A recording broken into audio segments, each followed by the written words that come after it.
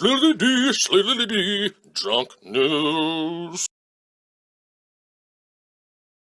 Hello. Welcome to CNN's fucking Wednesday report. My name is Anderson Cooper. I'm gonna have a couple drinks and we're gonna talk a little bit. This is a poor man's edition because I don't have any money for liquor. We had to be on the beers tonight, and this stuff is pretty good. It does a fucking job. We're gonna switch it up a little, like we've been trying to do different things, because honestly I don't have the time to write a fucking script, and I suck anyway, so we're just gonna get drunk and do it. So, in today's news, a guy in Texas, yeah, he tried to rape a pit bull, and the pit bull bit his dick off. Oh my god, why would you fucking, like, he supposedly had mental health issues, but why would you try to rape a pit bull? That's just fucking retarded. Supposedly the neighbor, they saw him trying to do it, and they actually saw the dog rip his cock off. When he got to the hospital, they had to put a fucking catheter in where his cock hole was, because there's just nothing left of his dick to reattach. He's gonna have to get a plastic one made later on, surgically, attached, or first dick transplant in the world. That's actually a good idea to think about. But anyways, he had to get that tube put in just so he could piss, but he's got no dick. Can you imagine getting your dick bit off by a pit bull? That's just something I don't really want to think about. So we're going to get off that story quick. Now we're going to take a quick public service announcement from my buddy fucking Big Joe and Pauly. This is going to teach you about the dangers of drinking. Boys. Alright, this is a fucking public service warning about the fucking dangers of alcohol. Take a look at this shit. Hey, Josh. No. Look at the camera. No. Look at the camera. No. Lift your head up. Josh. Can't you sit up? Josh. What's the matter with you? You look like you're having a goddamn seizure. What the fuck is going on with you? Are you okay? Can you get up? Ew. What? No. You gonna sleep on the fucking stool? That's a good one. No sleeping in the bar, motherfucker. You know the rules. Get up. Jesus Christ. Let this be a warning to you kids out there about fucking alcohol and the dangers of drinking too fucking much. Right? True. Say back to you, Josh. Josh. Back to you, Josh. Say it. Can you say Josh. it? Yeah, man. Yeah, man. Back to you, Josh. Thank you, Josh. Yeah, so I'm starting to think when fucking Pauly blacks out, he has dreams of me and Beer Man a lot. I think he watches this show way too much. Pauly, you should probably stop watching the show, bud. You're drinking, you're trying to drink like me, and you're trying to drink like Beer Man. It's just, nobody can get up there in the leagues of me and Beer Man. It's just the fucking way it goes. Sorry, buddy. We fucking love you. That was great. Mistress Vi, she's back with a fucking new segment from her Dutchman. There was bare asses in this one. It's fucking good. Mistress Vi? So I hated this dog crap over my lawn. When I walk barefoot, this squishes between my toes. We'll talk about it I know it's more going to be a next skin week. and Okay, everything, but Mr. what the fuck, Farnsworth, it just goodbye. feels so gross. Hello there. We were wondering if the lady of the house is seen today. Oh, at your service, but I'm afraid it's by appointment only. We're not looking to make an appointment. We're looking to see if you have time to speak about our Lord and Savior, Jesus Christ. I barely got time to speak to myself nowadays, but if you book an appointment and pay the flat rate, we can talk about whatever you want. Wait, even souls like yours can be saved. What the hell did you just say to me? Souls like mine? What is it about my soul that needs saving? What is it you think that goes on in here that's going to cast me into an eternal burning hellfire, huh? You don't know anything about me. I'm an honest person, you know. I work very hard. I pay my taxes. I give to charity. I don't lie. I don't cheat. I don't steal. You know, I've read this thing from front to back. This whole book is nothing but punishment with the floggings and your stonings, like you're setting people on fire. I know every word in this book if I thought about it real hard. I can tell you what page it says, love thy neighbor and turn the other cheek. But I challenge you to tell me where in here it says, thou shalt not spank. Hello, everyone. Hello, Josh. I'm glad you're all here because I wanted to talk to you about something. You know, most of us are lucky enough to be born into a place where you're allowed to follow whatever religion you want, even some of them shady ones, you know the ones. But the same rules apply to those who aren't as devout as you. You know, there's people walking around all over the place that don't believe in anything, and they're just as good as people as you. You gotta stop pushing your beliefs on everybody, because there's no reason you need to be doing that. If history has taught us anything, it's that religion has done nothing but good. It teaches us hate, oppression, and all kinds of fear, and I mean, what good does that do? You just, basically you're chalking it all up to a book that was written over 1,000 years ago by people who probably had no other explanation for the natural events going on around them, and then this is the best explanation they could come up with. So I mean, you just relax a bit. Let people believe what they want to believe or don't believe. There's nothing wrong with that at all. I mean, honestly, if the man upstairs had a specific set of instructions that he wanted us to follow, don't you think he would have been a little bit less subtle about it, So, what'd you find there, Mr. Smarty Pants, huh? Yeah. Well,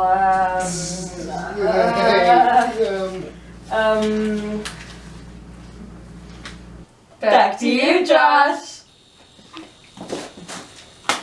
Jesus Christ! Oh, Futureberry! Oh, mother friend! Oh, God! There's the Holy Thank Spirit. you so much! God bless! Ow! Oh, Lord! You know, religious people, they usually end up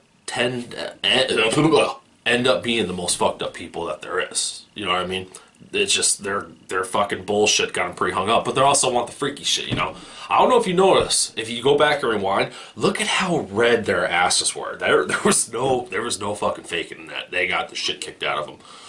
Oh, that was great. Thanks, Mr. Spy. Now we're going to take you to an interview that me and my brother Big Demz, we did with Terry Glaze. He's the original lead singer of Pantera, also of Lord Tracy, and most recently, Raised by Gods. It's a pretty fun interview. Check it out. Yeah, Well, man. is it because of that Deal or No Deal, that big money you won then lost? You read that? I had to know if it's true or not, man. Because I saw that, I was like, hold on. If it's on the internet, it's true. I was reading, he's like, dude, he won Deal or No Deal. I'm like, what? That may or may not be true. I was just trying to spice up the bullshit, you know. My favorite lies are just enough truth in them to make you think that maybe that could have happened. I love that kind of stuff. Hell yeah, man. I get greedy. I just a little enough there.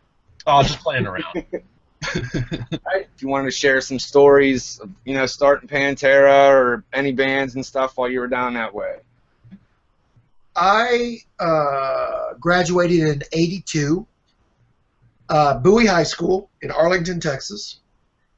Vinnie Paul was one of the best drummers in the school, and me and this other guy named Tommy Bradford were jamming together, but we wanted to play with Vince, so we combined our groups, and Vince agreed to take our singer Donnie Hart if we would take his little brother Daryl Abbott, who was in middle school. And he was just beginning, and he was this little punk, and he wasn't in high school. We reluctantly agreed. So we got together, and we were playing stuff like AC/DC and the first Def Leppard record, and April Wine and stuff like that. April Wine. Yeah, we used to crush that shit. I fucking love April Wine. Yes, I do too. And but Vince and Daryl's dad was a recording engineer. So here we are in high school, and we're going into the recording studio late at night during the week when no one's in the studio, recording our own little songs. And that was Pantego, right? Yes, which was a tiny little town, just kind of almost a little division of Arlington, Texas. And so once we started writing songs, I wanted to sing my own songs. And so that's when the original guy, Donnie Hart, he left. It became a four-piece, and I wanted to sing my songs. So before we were out of high school, we'd recorded, I don't know, 10, 20, 30 songs. And they just we were young kids. We were just, you know, being inspired by the bands that we were listening to. And then we start playing parties, and we start playing skating rinks, and we start playing, you know, YMCA or whatever. And then their father starts helping us, and we start getting booked out, and we start moving out. And why don't we put out a record? So we put out a record because we got the recordings. We get played. I remember the first time I heard myself on the radio. It was just so cool. Oh, man. And then you're playing clubs, and it's 1983, 84, 85, and it's, you know, it's Van Halen. It's Spandex pants and girls everywhere, and the legal age in Texas at that time was 18. Oh, wow. So there was fake IDs, and, you know, it was all high school kids, and it was crazy, and it was wild. And so that's how we got our start. And in Texas, you might play 4, 5, 6, 7 sets a night. So you might play 70 or 80 songs. So the good part was we're playing 3 nights a week, 4 nights a week, 5, maybe 6 nights a week. You're getting to learn your craft. Hell yeah. Later on, and if you mess up a song, I'm sure you're thinking, well, there's 50 more to go, so you'll be fine. You know, years later, I moved to LA, and you get a 15-minute slot. And then it's all about presentation, not about substance, because you're only going to get to play 3 or 4 songs. Growing up in Texas, hell, we're going to play all freaking night, all week. So that's one of the reasons I think there are so many great musicians from that period came out of Texas. Texas is so big, and there were so many places to play, and you got to learn your craft. You know, you got to play a lot. So, I mean, there's a lot of great guitar players and musicians. North Texas University, some of the greatest drummers, they all come out of there. Miami and Denton, a lot of drummers that you would, you know, great musicians coming out of there. I was so lucky, you know, really my first band turns into Pantera. So here I am coming out of high school, and I get to play with one of the greatest guitar players ever, and I got a great band, and you're like, well, what am I going to do after this? You know? I was really lucky. That's awesome. Now, is the story true that Dime locked himself in his room for 6 months? That was something I said on that Behind the MTV thing. That was just how I visualized it. He kind of went in his room, and he came out 6 months later, and he was kind of fully formed. I mean, for us back then, if you could play Eruption off Van Halen 1, that blew your mind, because nobody could do that. And Daryl just kind of came out. Now, he always had that tone, but he woodshedded for about 6 months, is how I remember it anyway, and came out, like I said, just basically, if you listen to the records that I'm on, his tone sounds the same. He's through all the records, he just got a little more experimental, but really he was fully formed badass from the first record. The tone is there. You know, we were being influenced by the popular bands of the day, which is maybe Motley Crue and Iron Maiden and Def Leppard and stuff like that, and that was just the style of the day in the early 80s. By the third record I did with them, which was called I Am the Night. Yeah, I Am the Night. Daryl had met the guys in Metallica. So that became a huge influence to the point where we're starting to play that kind of music at the end of the night. Because before we weren't. We were playing Iron Maiden. You know, we were playing Kiss and Ozzy and, you know, stuff. But when we saw Metallica in like a big school cafeteria gig, I think in Tyler, Texas, with Cliff Burton. And that changed everything, you know. But that style of music went, before them, it was almost like the songs and the singing was so important. And once their style music came in, the guitar ruled, and the vocals to me were not the most important thing anymore. It was all about the riff, you know. Yeah, that's when who was the fastest came the big thing, huh? It also opened up the floodgates of roadies singing, big guys who couldn't sing and just yelling into the microphone, you know. I'm just out of curiosity. Do you remember who the guitar player was with Metallica when you guys were seeing them? Oh, it was the original. It wasn't. It wasn't the other guy. What's the other guy's name? Kirk. No, it was him. It wasn't. It wasn't. Dave Mustaine. Yes, it wasn't him. Okay. We actually, Pantera, we opened up for a version of Megadeth back in those old days. Really? show in Houston, and I wasn't a fan, but whatever. That was No problem there. I'm not a big fan. Megadeth's music's good, but there's something about Dave Mustaine's voice that just. I don't know what you're talking about. So this is my new thing. Awesome. It's me and a drummer in LA. It's our second album. Mike Harrington plays drums. So this information is on CD Baby on our site. You can find it. But Mike sets up his drums. And in his head, he has some arrangement of a song, right? So he records it all, and then he lives in LA. So he mails it to me. Then I listen to the tracks, and I get inspired, and I write a song to his drums. And then I write it, and I play everything but the drums and sing, and then when it's finished, I send it back to him. And then, so he's hearing a song that he's playing on, but he's never heard the song before. Oh, wow. It's really weird. Every now and then I will send him a demo click track, but usually that's where the songs come from, is him playing. If y'all go to iTunes and pull it up, Raised by God's Too Late Now, you can check out samples of all the songs. But a lot of the songs, my favorite band is Cheap Trick. Right and on. a lot of the songs that you're talking about on the records, I try and mix in a little bit of Zeppelin and some Jack White and that Rival Sun stuff and Queens of Stone Age, and that's kind of where my head was on this new record. Another thing about this Raised by God, so I put this record out 2011, the first one, not this one, but the first one, and I'm still real good friends with Barney, the bass player for Lord Tracy. And so I got all these musician friends in Dallas, and so I wanted to play these songs. So I got the guys in Dallas, drummer, bass player, and guitar player, to learn my songs. The band's called 76. And That's the video I seen. Okay. Yeah. So I fly back to Dallas, and that band is basically a band to allow me to play my Raised by God's tunes. We did a show a couple months ago. This big outdoor festival. It was funny. It was Peter Frampton and John Waite from the Babies and some other stuff, but we got to play this big ass show. I guess last year we opened up for Dokken. No way. It was real cool because Don Dokken doesn't remember, but when I was in Pantera, we opened up for Dokken back in the freaking 80s. Where did you come up with the name Lord Tracy? Like, how'd that come about? We needed a name. This was 1988.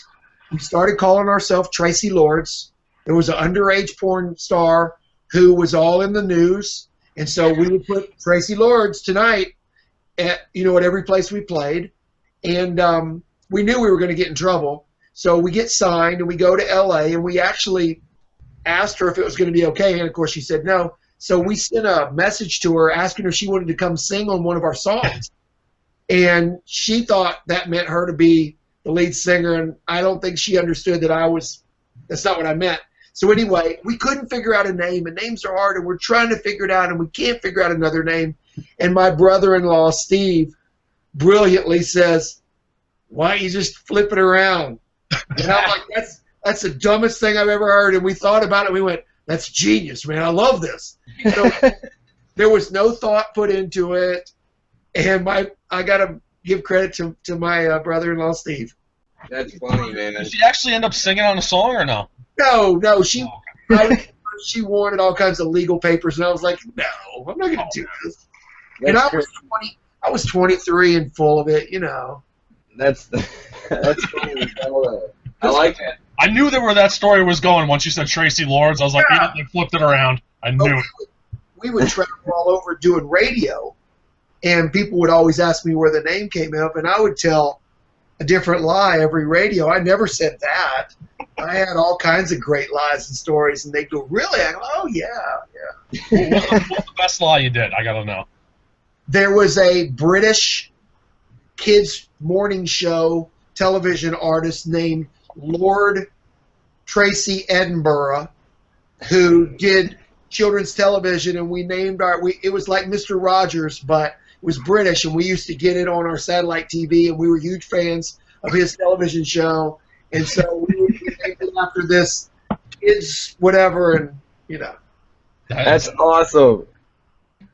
Big fucking thanks to Terry Glaze. Go check out his projects. They're fucking awesome bands. Even like you got Lord Tracy's fucking awesome band. Fucking Raised by Gods is fucking awesome. And of course, old Pantera. Can't argue with that. Check out his websites, terryglaze.com. Links are below. Check him out. Big thanks to Talking to Us, brother. Thank you.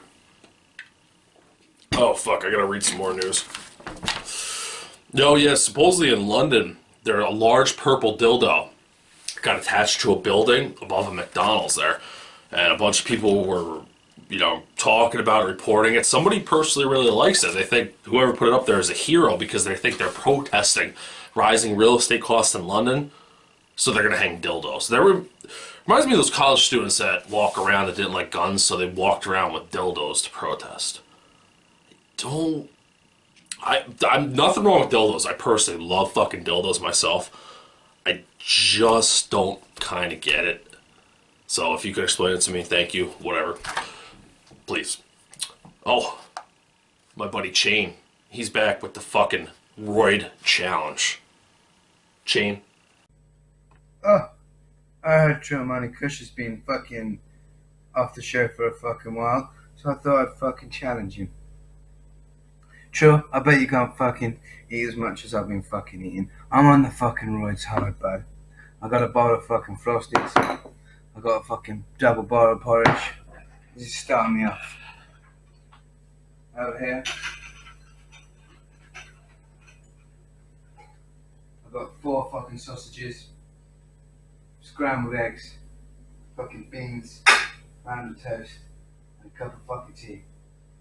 What else we got? We got banana, cake, cheese, biscuits, fucking apple juice. I'll fucking show you the fucking evidence. Fucking this has been fucking roided up fucking Randy and his fucking eats. I don't know, bud. That ain't a lot of food. You were you've always been a skinny little fucking guy. I could put that away. I could probably put 2 of that away. We might have to do a challenge. We'll get some burgers, some hot dogs. Do they have hot dogs in England? I don't know. They might. Thanks, Chain. Oh, I'll put his link below. Chain, he's got fucking cancer. He's got some blood cancer. That's why he's walking around the IV. We set up a GoFundMe page to buy him weed. We're not trying to pay for chemo or fucking any of that shit. We're just trying to buy him weed to make him feel better. So if you want to donate, go check out the link below. Thanks, Jane. Yeah. Excuse me. Tommy Shakes. He's back here with fucking today's business and finance report. Tommy. Hey, Drunk News. This is Tommy Shakes with your business report. There was a fella who made an investment on a football game, and the market crashed on him. The bottom dropped out. So he owed a little money on his investment, but he wasn't coming up with it on time. So me and Johnny Peaches had to go down and pay him a visit down the bar.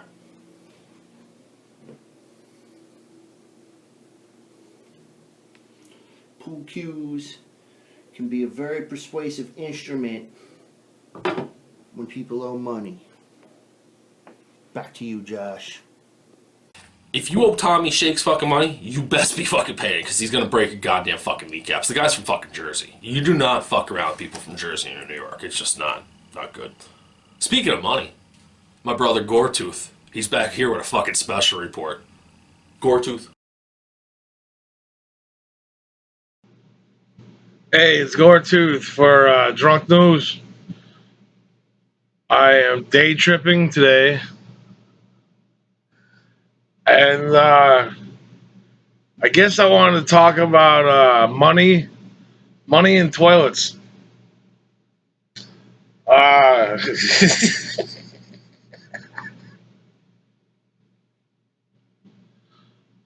Money in toilets.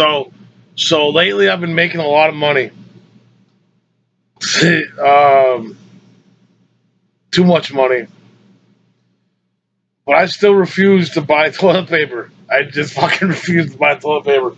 So, like, I work construction, and I work outside of a convention center, and I go into the convention center and I steal these fucking napkins, right? I steal stacks of them. I bring home like stacks of this a couple times a week, and these paper towels, right? I don't know if the texture. Oh yeah, look at the texture. I can see it on the fucking on the laptop cam. All right, yeah. So you get an idea. So my asshole is usually pretty sore, and it's not from gay sex or anything like that. You know what I mean?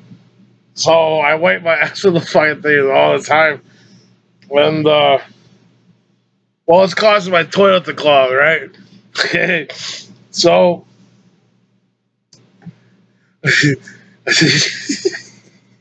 I guess the point of this report is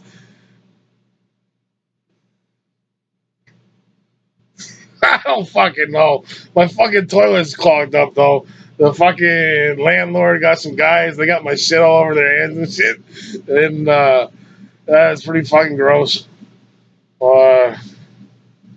So I guess the moral of this report is buy toilet paper. Squeeze the Charmin. Back to you, motherfucker. Woo!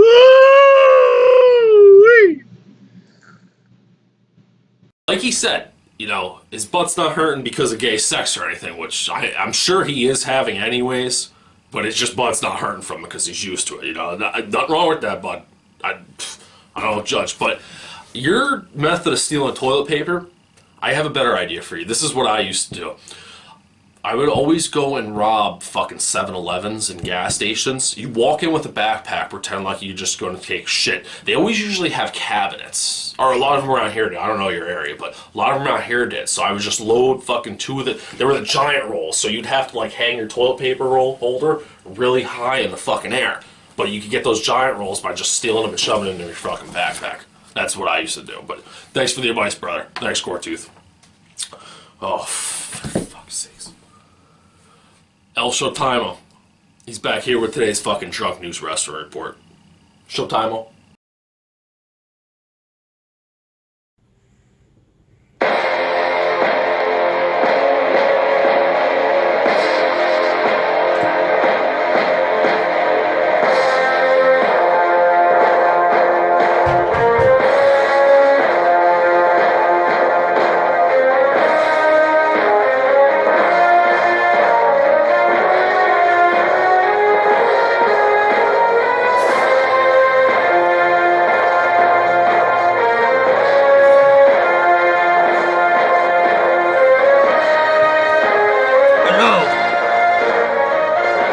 This is El-ShowtimeO with the wrestling report. You see, big news in the world wrestling entertainment.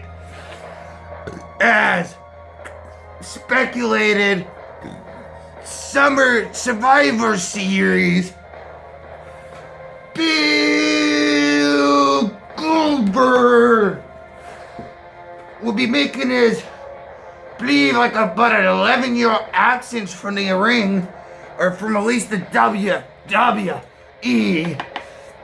and will be facing off against a man who he beat at WrestleMania, Brock Lesnar.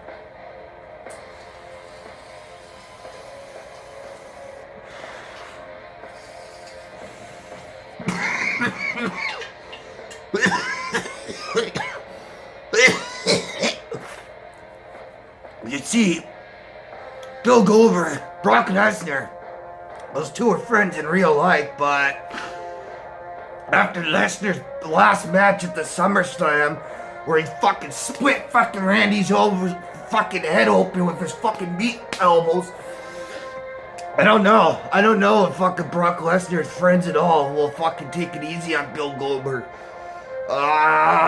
We'll see. I don't see Bill Goldberg coming back just to fucking lose. No sorry, Bob. So, Goldberg, beat the living piss out of that fucking tested fucking Roid monkey that should be fucking suspended from the WWE. Anyhow, just remember, folks, El-ShowtimeO, Bill Goldberg, and the Bullet Club are just too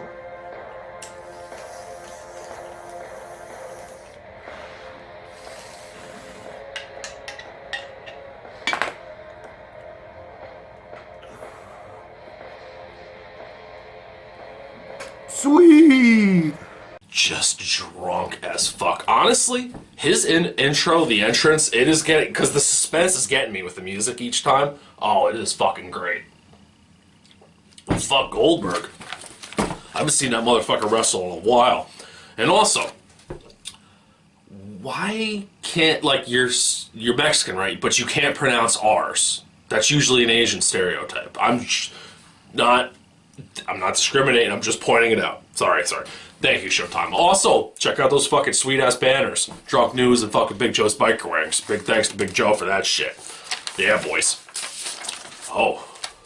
We're gonna try to still kind of do the segments as the same, even though I'm going quick, but... What a fucking dick. Today's fucking biggest goddamn fucking asshole cock fucking bitch cock slut. Apparently, there's been a newly discovered insect species that has 4 penises, 200 poison glands, and 414 legs. 4 cock. Do you think they can all get hard and come at the same time? That'd be fucking awesome. Oh my god. Yeah. It also, the 414 legs and can handily turn 4 of them into penises. So that means... Hold on. How do you have a leg and you turn it into a penis? You would think... Hold on, we gotta read this a little bit. Blah, blah, blah, blah. 4 penises. Again. Yep, 4... They keep saying 4 penises over and over and over again. But that's just fucking weird. How can you turn the legs that just fucked me up. Just reading this, I'm just going to interpret it for you because it's all a bunch of fucking bullshit big people words, and you don't want to hear that shit. Some assistant professor, blah, blah, blah, blah, blah, blah, blah, blah, blah, blah. Oh, and according to the sensitivity of the newly discovered bug, its location hasn't been released yet. I'm going to assume this is bullshit, so we're just going to have to kill that real quick here. Corey, he's back here with today's fucking meth weather. Corey?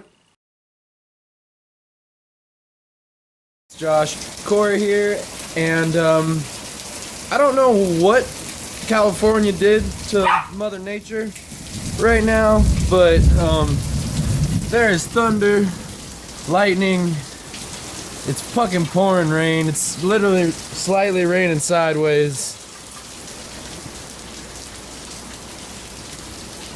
I mean, fuck, maybe we won't be in a drought anymore after this. But anyway, fuck off. Back to you, Josh. Oh, fuck. Corey got his ears lowered. He's looking good, man. Look at that fucking shave. Oh, I saw them lines on that hair, bro. You're looking good. And yeah, you know what? You fuckers, you really need the rain. Like, you should never cry about rain out there. Just, if you go up for the satellite maps, California dry as fuck. It's worse than my grandmother's pussy. It's not good. Thanks, Corey. Oh. Stockholm Syndrome Steve, I think it's him. He's here with some kind of religion report or something. I don't even know what the fuck's going on with this, but this is kind of scary. Stockholm? Thank you, Josh! Hello, everybody! I am Alien Jesus. And I died for your right to smoke weed. What the hell is wrong with you people? I died for you. And you shouldn't be smoking weed. You shouldn't be smoking weed! Why aren't you smoking weed? I, Alien Jesus, I commanded. It is in the damn commandments, damn it! You don't smoke that weed. Just shut up, Jokerfish, shut up! I'm trying to do my drug news thing. You smoke weed! I died for this shit! Fucking human beings. Back to you, Josh! He must be fucking wasted. Oh my god, fucking... Where did you find an alien on a cross, first of all? I need to find that shit. And also, was that a helmet I heard in the background? I am a big... Oh, I love helmets. Both of them. The ones that go in the ears and the ones that go in the mouth. Good stuff. Thanks, Stockholm Steve. Who else we got here? Oh, the Disc Golf Jet Dick. I don't know what the fuck his name is. You know what, Disc Golf Dick? Tell me how to properly intro you. I think it's Disc Golf Dick JR. Send me an email. Copy me on that. I need some help. Oh, fuck, the battery's down. We're gonna be quick. But he's here. Disc Golf. Oh, Golf Dick. Golf Dick, I warned you, motherfucker. Now you talk shit on disc golf. You know I was just joking when I said I don't fucking like disc golf. Disc golf better than golf. Fucking golf, you can't even find the ball. How the fuck you even see that shit, man? You fucking got binocular eyes or some shit, man? I'll show you some fucking disc golf, G. Fuck you, man. Fucking shit on the disc golf Dick G. I don't know that fucking disc golf JR motherfucker. Fuck that fool.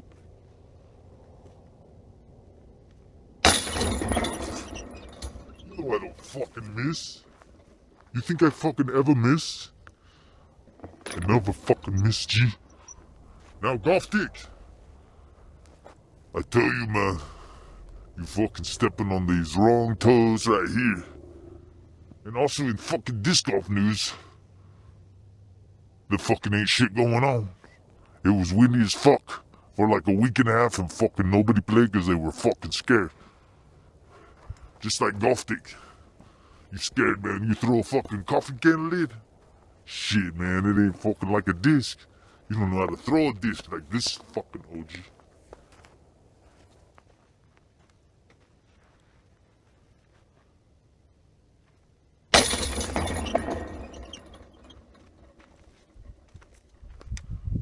So that's my proof that fucking you ain't shit. I don't know why you gotta start a war, G. I'm just fucking loco, man. But tell you one thing, fucking golf can suck my dick. And I guess disc golf can too, motherfucker.